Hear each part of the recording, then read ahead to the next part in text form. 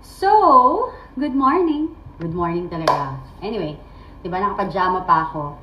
Marami kasi nagtatanong, ever since talaga, paano ko ginagawa yung aking corned beef bihon. Corned beef bihon. And anong type of corned beef ang ginagamit ko. Apparently, ang favorite ko with it is, of course, Pure Foods corned beef. Yan, Pure Foods siya.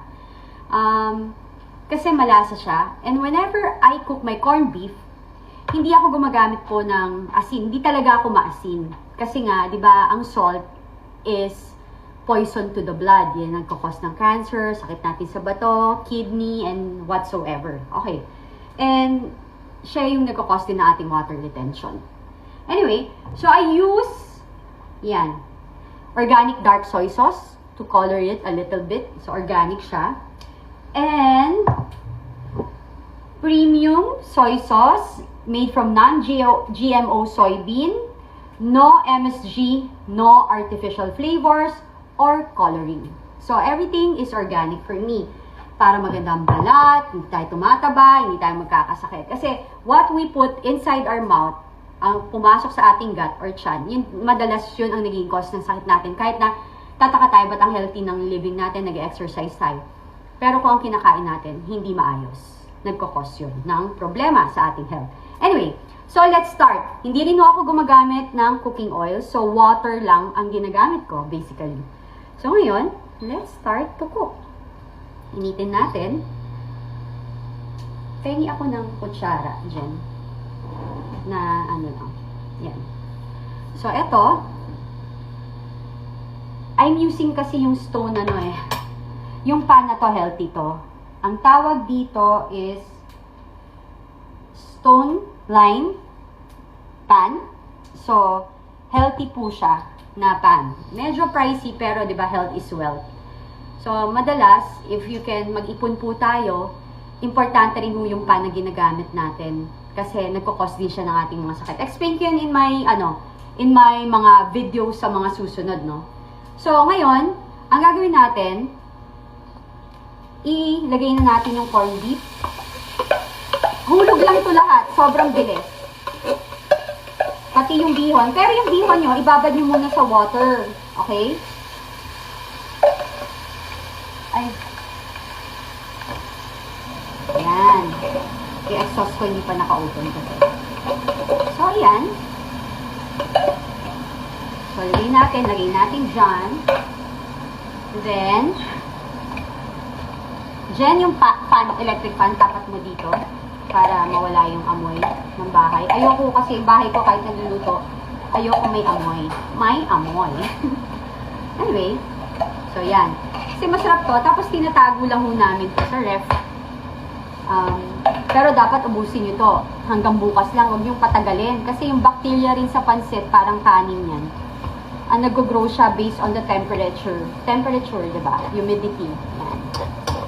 Ayan. So, luto-luto.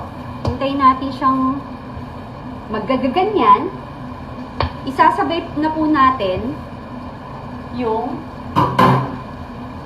ang tawag dito? Onion. Diba? So, hulog natin ang onion. Yan.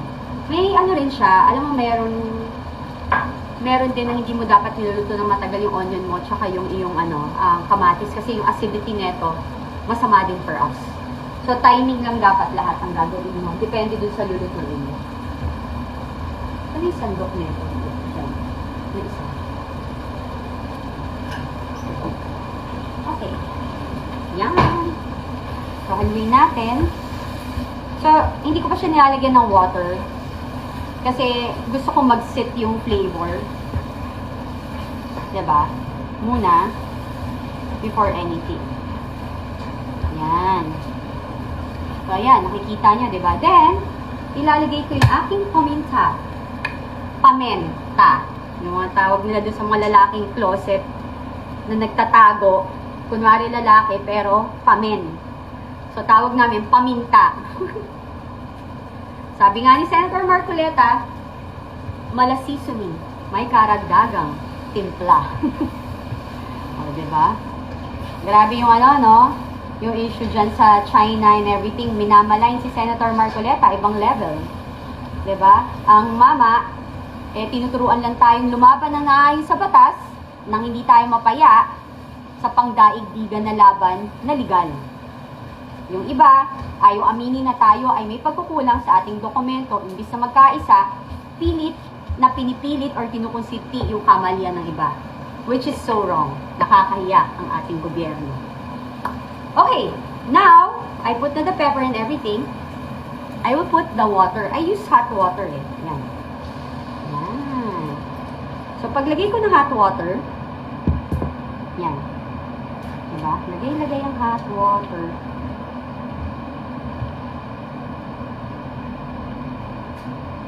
Diba? Iyaan ko siya dyan. Pag nilagay ko yung hot water, pakukuluan natin.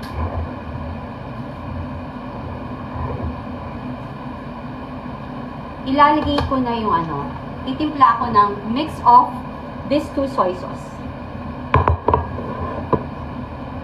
So, depende kung gaano nyo ka-dark gusto eh. Ako kasi, depende gaano nyo ka-dark gusto. Ako ayaw ko na masyadong dark. Diba? So, dadagdagan ko siya ulit ng tubig. Tubig.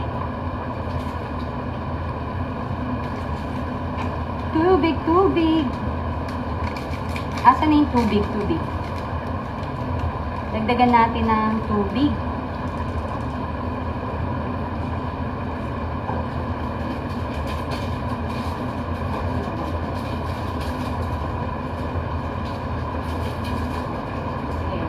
Dalawang tubig.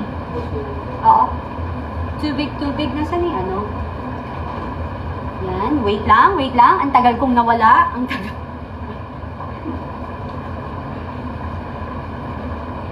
Okay na.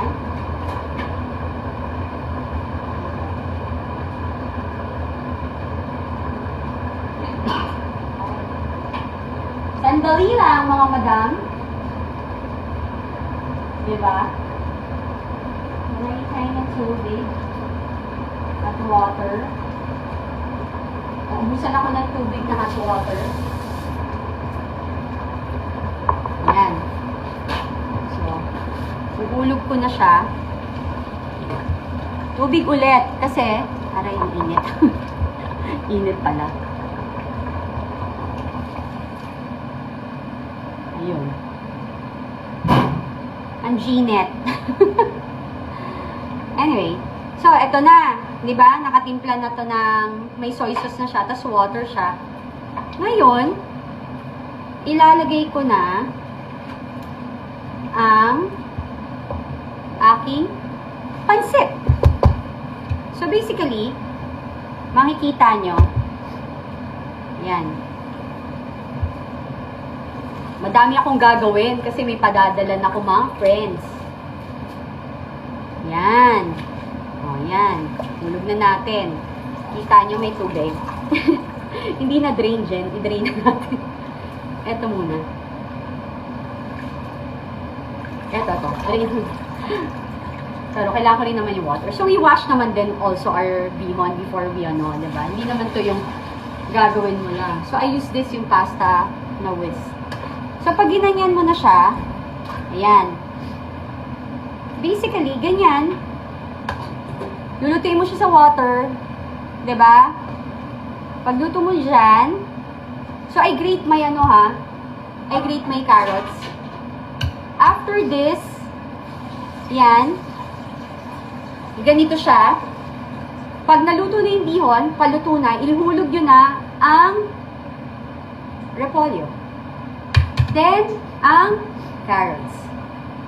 Then, tapos na ang unboxing. Meron ka ng corned beef bihon para sa pamilya at mga kaibigan. God bless! Bye!